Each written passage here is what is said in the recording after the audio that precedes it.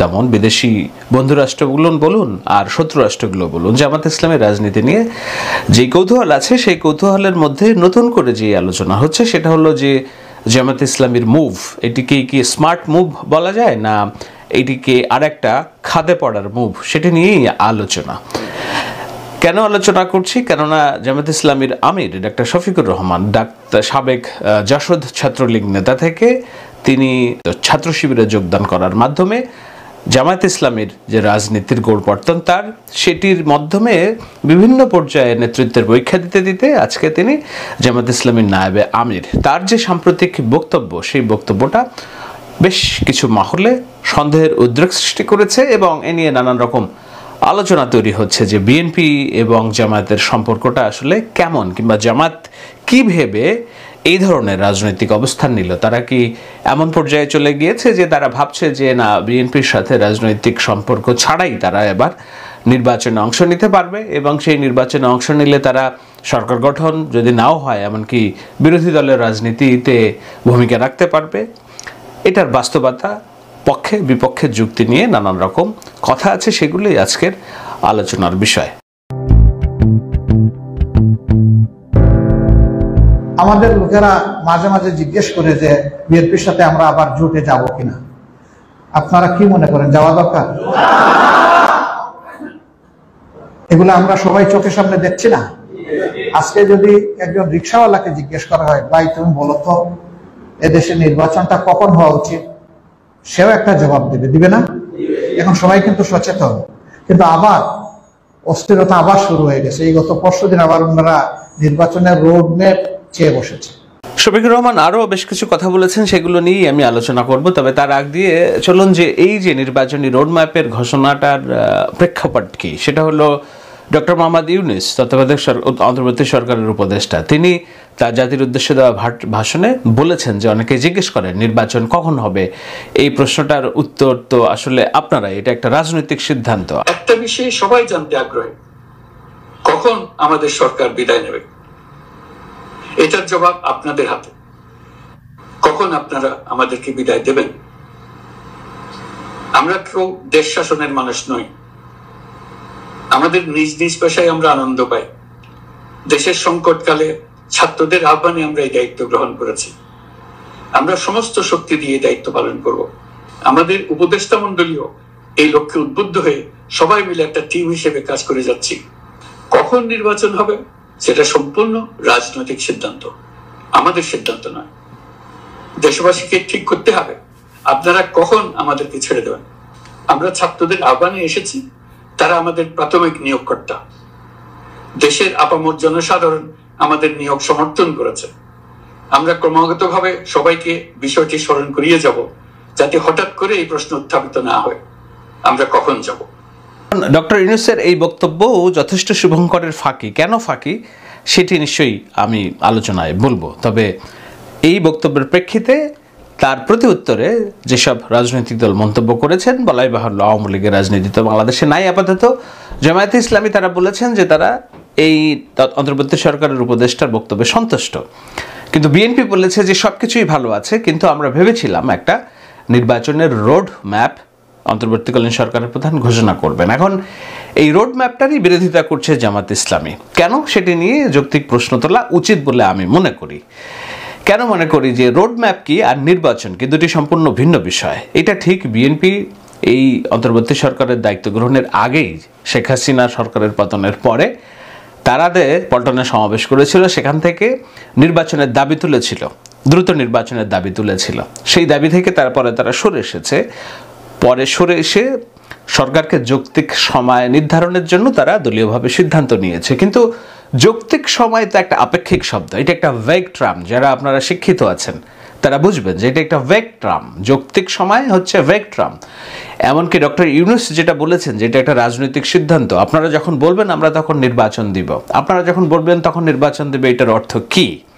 তার মানে কি ডক্টর ইউনূস চাচ্ছে যে তার বিরুদ্ধে আবার বিএনপি কিংবা আওয়ামী লীগ কিংবা জামাত ইসলাম সম্মিলিতভাবে নির্বাচনের দিন তারিখ ঘোষণার জন্য আন্দোলন শুরু করুক, যেটা হয়েছিল 2007-এর তত্ত্বাবধায়ক সরকারের আমলে? নিশ্চয়ই আপনাদের মনে আছে, তাই তো? 2006-এর বিএনপি সরকারের চলে যাওয়ার পর যে তত্ত্বাবধায়ক সরকার গঠিত হয় একাগরের সরকার আমরা যেটাকে বলি, সেই একাগরের সরকারেও নির্বাচনের দিনক্ষণ নিয়ে তাদের কতদিন ক্ষমতায় থাকবে সেটি নিয়ে কোনো রকম স্পষ্ট জবাব তাদের ছিল না। সেই স্পষ্ট জবাব না থাকার প্রেক্ষিতে তারা এমনভাবে ফ্রি স্টাইলে সরকার পরিচালনা করতে থাকে যে একটা সময়ে বিএনপি, আওয়ামী লীগ, জামাত ইসলামী সবাই বীতশ্রদ্ধা হয়ে যায় এবং একটা পর্যায়ে তারা নানা রকম আন্দোলন শুরু করে। সেই আন্দোলনে সেনাবাহিনীর অনেক কর্মকর্তাকে রাস্তায় নাজেহাল হতেও আমরা দেখেছি। ঢাকা বিশ্ববিদ্যালয়ের ছাত্ররা সেনাবাহিনীর সদস্যদেরকে ধাওয়া পাল্টা ধাওয়া দিয়েছে, সে ধরনের ঘটনাও জানি। এবং একটা দীর্ঘমেয়াদী সময়ে যখন সেনাবাহিনীর সদস্যরা মাঠের রাজনীতি কিংবা মাঠ পরিচালনা করেন তখন তারাও নানান রকম দেন দরবার,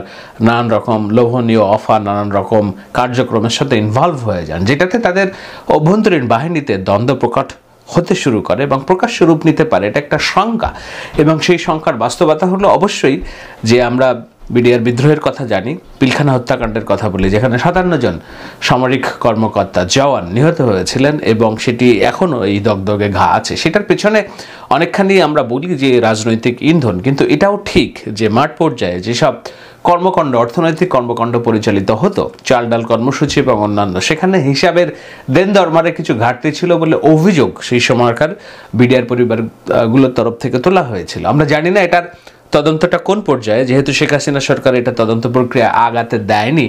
এখন এই উন্মুক্ত সময়ে নিশ্চয়ই তদন্ত প্রক্রিয়াটা আগাবে এবং এ নিয়ে পক্ষে বিপক্ষে নানা রকম কথা হচ্ছে। কিন্তু আমি যেই প্রেক্ষিতে আলোচনাটা তুলেছি সেটি হলো যখন দীর্ঘমেয়াদী একটা আর্মি অর্থাৎ একেবারে প্রশিক্ষিত অস্ত্রধারী বাহিনী যখন মাঠে থাকে, সিভিল প্রশাসনের মাঠে থাকে, তাদের সাথে নানা রকম দ্বন্দ্ব তৈরি হয়, নানান রকম বিভেদ তৈরি হয়। যে বিভেদটা আমরা এরই মধ্যে দেখেছি, বা খাগড়াছড়ি না রাঙ্গামাটিতে কোন জায়গায় 3 জন পুলিশ সদস্যকে পেটানোর ঘটনা ঘটেছে। কেন?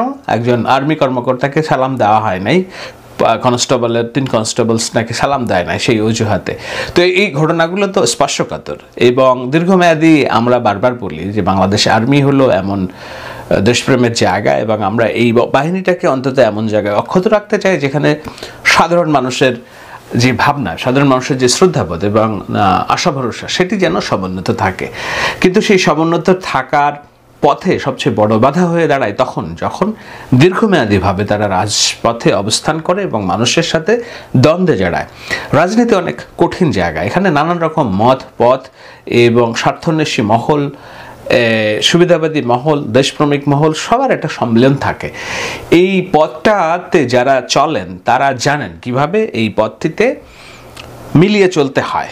আমাদের রাজনৈতিক যে বন্দোবস্ত, আমাদের যে রাজনৈতিক কালচার, সেই রাজনৈতিক কালচার আমরা স্বপ্ন দেখি, স্বপ্ন দেখতে দোষ নেই, আমিও স্বপ্ন দেখি যে না এটা একদম ফুলের মতো পুত পবিত্র হবে, একেবারে সুইজারল্যান্ডের মুক্ত বাতাসের মতো আর কি সৌন্দর্য পরিমণ্ডিত হবে। কিন্তু বাস্তবতা খুব কঠিন বলেই আপনারা দেখছেন যে না, আজকে অন্তর্বর্তীকালীন সরকার দায়িত্ব নিয়েছে, প্রায় 20 দিন হলো। এই 20 দিনের আগে আরও অন্তত 7 থেকে 10 দিন কোনো রকম সরকারবিহীন চলেছে বাংলাদেশ। 10 দিন সরকারবিহীন বলতে আমি বুঝিয়েছি যে পুলিশবিহীন চলেছে, আইন শৃঙ্খলা বাহিনী ছিল না, শিক্ষার্থীরা দায়িত্ব নিয়েছেন। তো এই 20 দিনেই আমরা দেখতে পাচ্ছি যে প্রশাসনের যে জট, সেটি যদি না বলি সেটা একটা সত্যের অপপ্লাপ হয়ে যাবে। আমরা দেখছি যে রাস্তাঘাটে আইন শৃঙ্খলা বাহিনী নামমাত্র ভূমিকায় দায়িত্ব পালন করছে না বললেই চলে। প্রশাসনের কোনো টেবিলের ফাইল নড়চড় হচ্ছে না। যেভাবে পারছে রাজনৈতিক দলের দাবি নিয়ে, রাজনৈতিক দাবি নিয়ে, অরাজনৈতিক দাবি নিয়ে মাঠে দখল করার চেষ্টা করছে। কেন এগুলো হচ্ছে সেগুলোর কারণ অনুসন্ধান করলেই বোঝা যাবে যে নির্বাচনী রোডম্যাপটা কেন গুরুত্বপূর্ণ। দেখুন, প্রশাসন যখন এই যে লক্ষ লক্ষ মানুষের যেই রাষ্ট্রযন্ত্র, সেই রাষ্ট্রযন্ত্র তো একটা ফ্যাসিবাদের রেখে যাওয়া রাষ্ট্রযন্ত্র। এটা প্রত্যেকটা লেয়ারে ছাত্রলীগ, যুবলীগের কর্মীরা বসে আছেন, সাধারণ মানুষও আছেন। পুলিশের প্রত্যেকটা লেয়ারে ছাত্রলীগ, যুবলীগের কর্মীরা আছেন, সাধারণ দেশপ্রেমিক লোকজনও আছেন। তো এই পুলিশ, বিজিবি কিংবা প্রশাসন যারা চালায়, তারা কি একটা অন্তর্বর্তীকালীন সরকারের নির্দেশ পালন করে একেবারে যেভাবেই আছে দায়িত্বটা 100% দিবে, না তাদের ভিতরেও দ্বিধাদ্বন্দ্ব আছে যে না, আমরা আদৌ জানি না এই সরকার কদিন থাকবে এবং এই সরকারের আমলে কি আচরণ আমরা করব, তার প্রেক্ষিতে পরবর্তী সরকার আমাদের উপরে ব্যবস্থা নেবে, সেটা হোক শাস্তিমূলক ব্যবস্থা, সেটা হোক প্রশংসামূলক ব্যবস্থা। প্রশাসনে যারা আছে, পুলিশে যারা আছে, তারা সবাই জানেন যে এই সরকার চিরস্থায়ী বন্দোবস্তের সরকার না, এটা একটা অন্তর্বর্তীকালীন সরকার। সুতরাং আজকের যে অস্থিরতা, আজকের যে অরাজকতা, সেটি ডক্টর ইউনূসের সরকারের সামগ্রিকভাবে আমরা যদি বলি যে ব্যর্থতা, সফলতার সময় এখনো আসেনি, কিন্তু আমরা স্পষ্ট দেখতে পাচ্ছি যে এটা একটা অরাজক রাষ্ট্র চলে এসেছে। ছাত্র সমন্বয়কদের একজন একটি স্ট্যাটাস লিখেছেন, তিনি লিখেছেন যে বাংলাদেশ রাষ্ট্রটি চলছে এখন ফেসবুকের মাধ্যমে, আর ফেসবুক চলছে মবের মাধ্যমে। তো এই মব যখন রাষ্ট্র চালায়, ফেসবুক যখন রাষ্ট্র চালায়, তখন রাষ্ট্র ফাংশন করে না। এটা খুব বিপজ্জনক, আসলেই বিপজ্জনক। আমরা একটা বিপজ্জনক পথ অবতরণ করছি। সেই পথে আমাদের যেই ফেসিবাদের বিতরণের পর যে সময়টুকু আছে আমাদের হাতে, সেই সময়ে আমরা চেষ্টা করছি সময় ধৈর্য ধরে এই সরকারকে সহযোগিতা করতে। আপনাদের সে ভুলে যাওয়ার কথা না, আমি এর আগের কয়েকটি আলোচনা ধারাবাহিকভাবে বলেছি যে এই সরকারকে সময় দিতে হবে, আমাদের কিছু হিসাব নিকাশ আছে এবং সেই সময়টা যৌক্তিক হতে হবে। অবশ্যই এমন না যে অনন্তকালের জন্য তারা ক্ষমতায় বসে থাকবে, কেননা বাংলাদেশ নামক রাষ্ট্রটি পলিটিক্যাল পার্টি ছাড়া এই রাষ্ট্রের শৃঙ্খলা আমরা যেভাবে কল্পনা করি সেটি খুবই একটা রোমান্টিক চিন্তা, এটি আমি অন্তত নিশ্চিতভাবে বলতে পারি। আমরা এই রাষ্ট্রের সংস্কার চাই, যেই সংস্কারগুলো চাই সেই সংস্কারগুলো সুদূর পরাহত এবং সেই সংস্কারগুলোর পথে অনেক অন্তরায় আছে। এই কারণে যে সংবিধান যদি আপনি সংস্কার না করেন, সংবিধান যদি আপনি পরিবর্তন না করেন, ভেঙে না ফেলে দেন, তাহলে কোনো সংস্কারই আসলে সংস্কার না। আমরা যতদূর জানি এই সরকার সংবিধান সংস্কারের পথে হাত দিবে না, সংবিধান ছুঁড়ে ফেলে দেওয়ার কোনো পরিকল্পনাও নেই। সুতরাং সংবিধান যদি আপনি পরিবর্ধন চান কিংবা সেখানে যদি ফাঁসিবাদের বিকল্প রাষ্ট্র তৈরির বিধান যুক্ত করতে চান, আপনাকে ম্যান্ডেট নিয়েই আসতে হবে। যেহেতু বিপ্লবের ম্যান্ডেটকে ডক্টর ইউনূসের সরকার প্রত্যাখ্যান করেছে, তারা সেই পথে যাচ্ছে না। বিপ্লবের ম্যান্ডেট হলে কি হয়? সংবিধান ছুঁড়ে ফেলে দিয়ে নিজেরাই সংবিধান তৈরি করে। আমরা সেই দাবির কথা বলেছিলামও, কিন্তু সরকার এখনো পর্যন্ত যেটা চলছে সেটা হলো এই বর্তমান সংবিধানকে কিভাবে সামনে রেখে আগানো যায় সেটা। তো সংবিধানই যদি আপনি সংস্কার না করবেন, রাষ্ট্রই যদি আপনি সংস্কার না করবেন, শুধুমাত্র প্রাতিষ্ঠানিক রদবদল দিয়ে আপনি রাষ্ট্রের সংস্কার করবেন এবং সেই রাষ্ট্র সংস্কারের জন্য যতদিন আপনি সময় চান ততদিন আপনি সময় আপনাকে দেয়া হবে, যদি আপনারা এই ভাবনা ভেবে থাকেন, সেটা তো একটা ভুল ভাবনা। সে কারণেই এসেছে যে একটি রোডম্যাপের অর্থ এই না যে কালকে নির্বাচন দিন। তত্ত্বাবধায়ক সরকারের অন্তর্বর্তী উপদেষ্টা ডক্টর ইউনূস কিংবা যারা দায়িত্বে আছেন তাদের তো নিশ্চিত করে বলতে হবে যে আমরা ক্ষমতায় থাকব 2 বছর, এই 2 বছরের মধ্যে আমরা এই কাজগুলো সংস্কার করব, অথবা আমরা 3-3.5 বছর ক্ষমতায় থাকব, তার মধ্যে আমরা এই কাজগুলো সংস্কার করব, অথবা আমরা 1 বছর ক্ষমতায় থেকে আমরা বেসিক সংস্কারটা করে একটা রাজনৈতিক দলের কাছে কিংবা একটা নির্বাচনের মাধ্যমে আমরা চলে যাব। দেখুন, ডক্টর ইউনূসের বয়স 84 বছর, তিনি চাইলেও অনন্তকাল ক্ষমতায় থাকার মতো শারীরিক সক্ষমতা তার নেই। আর যারা অন্যান্য উপদেষ্টারা যোগ দিয়েছেন এই সরকারে ডক্টর ইউনূসের নেতৃত্বে, তারা কিন্তু এই প্রলোভনে যোগ দেন নাই যে চিরস্থায়ীভাবে তারা এই ক্ষমতায় থাকবেন। তারা সংবিধানের মধ্য থেকে রাষ্ট্রের প্রয়োজনীয় কাঠামোগত সংস্কার করে যেন একটা নির্বাচন করা যায় যেখানে লেভেল প্লেইং ফিল্ড থাকবে, সবাই সমান অংশগ্রহণের সুযোগ পাবে, সমানভাবে নিজেদের প্রভাব বিস্তারের সময় পাবে, সেই জায়গাটা তারা করবেন এবং অন্যান্য প্রাতিষ্ঠানিক সংস্কার করে একটা নির্বাচন দিবেন। সেটার যেই প্রস্তাবনা, সেইটার যে লেআউট, সেই লেআউটের মধ্যেই তারা দায়িত্ব নিয়েছেন। এমন না যে কেউ ডক্টর ইউনূস এখানে গত হলে শারীরিক কারণে আরেকজন এসে অনন্তকাল ধরে ক্ষমতা পরিচালনা করবেন, ভুল ধারণা। এবং সেটি যদি করা হয় তাহলে সেটাও রাষ্ট্রের আরেকটা অস্থিতিশীলার দিকে নিয়ে যাবে, এ বিষয়ে আমি নিশ্চিতভাবে বলতে পারি।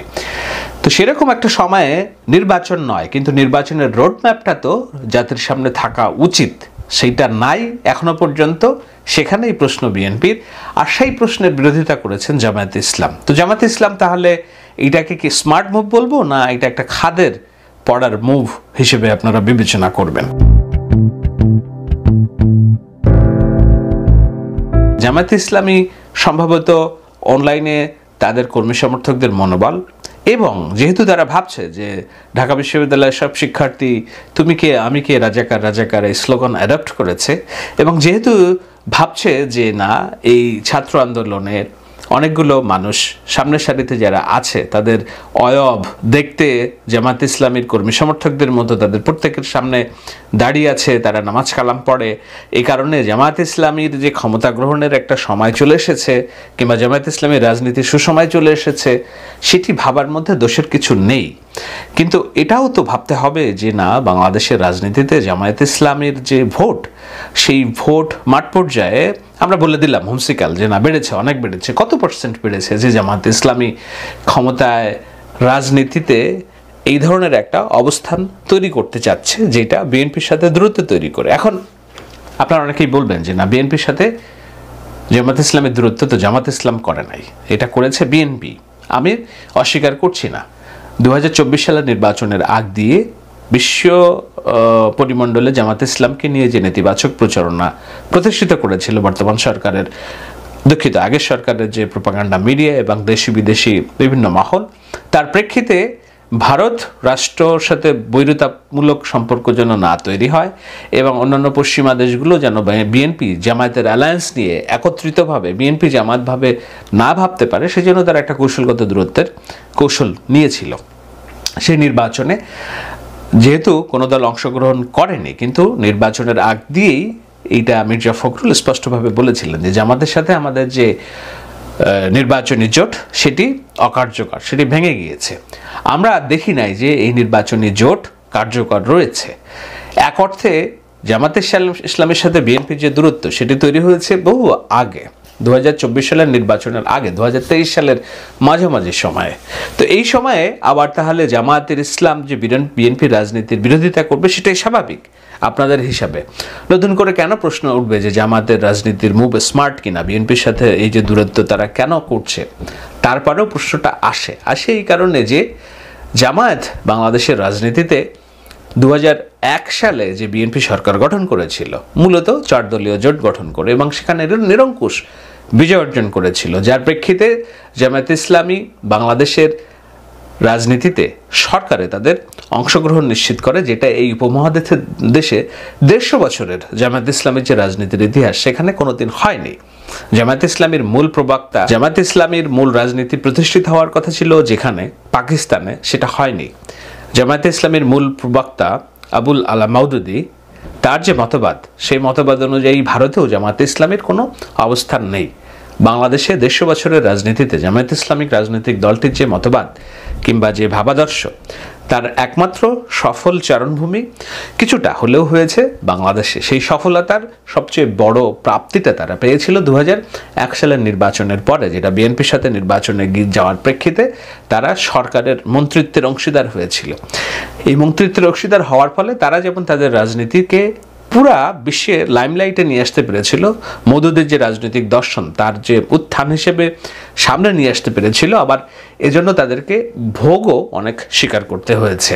আওয়ামী লীগ তাদেরকে প্রতিহিংসা রাজনীতির বশবর্তী হয়ে রাজনৈতিক নেতৃবৃন্দকে ফাঁসিতে ঝুলিয়েছে, বিচারিক হত্যাকাণ্ড নিশ্চিত করেছে, যেগুলো নিয়ে আমরা সবাই সরব ছিলাম, কথা বলেছি।